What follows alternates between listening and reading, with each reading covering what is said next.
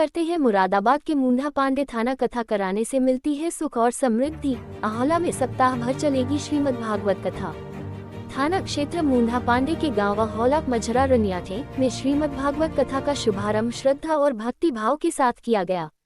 कथा के पहले दिन महिलाओं ने कलश स्थापना कर गांव की सुख शांति और समृद्धि की कामना की।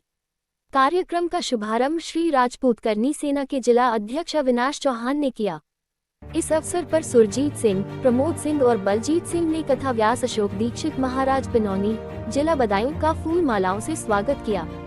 कथावाचक अशोक दीक्षित महाराज ने विधि विधान से पूजन कर कथा का प्रारंभ किया।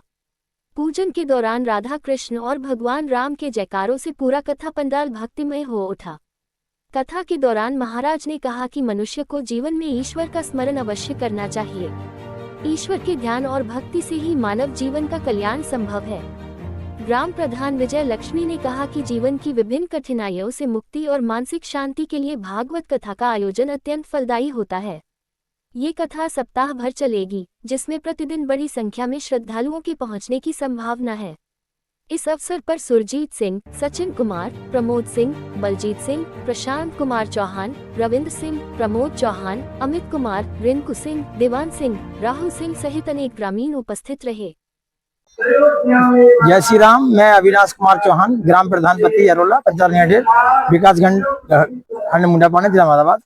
आज हमारे यहाँ कल 22 तारीख से 7वां दिवस जो है श्री राम कथा का आयोजन हो रहा है। इसमें जो हमारे जो व्यास हैं वो अशोक कुमार दीक्षित जी हैं, पंडित जी, उनके द्वारा जो है कथावाचक की जा रही है और समस्त ग्रामवासी इसके आयोजक हैं। सभी ग्रामवासियों ने इनमें सहयोग कराया, सभी कथा करा रहे हैं। और ये सभी से अपील है सनातनियों से, जो कि भागवत का जो रूप है वो ज्ञान का रूप है और भगवान का स्वरूप है। इसे सुनकर ज्ञान होना चाहिए और मानव की तरह जो दानव के भेष का काम कर रहा है वो कथा सुनने के बाद मानव का कार्य करे और सभी का साथ रहे, सभी का विश्वास रहे। कितने दिन तक चलेगा ये 7वां दिवस है। 28 तारीख को ये पुराण होगा और 1 बजे भंडारा होगा, हवन होगा और व्यास पूजन होगा। क्रांत होकर, भयभीत होकर सब देवताओं के पास पृथ्वी पहुंचती है, गौ का रूप धारण करके। तो देवताओं ने कहा, देवी हम आपकी पूर्ण रूपेण सहायता करेंगे, चलो ब्रह्मलोक में चलते हैं।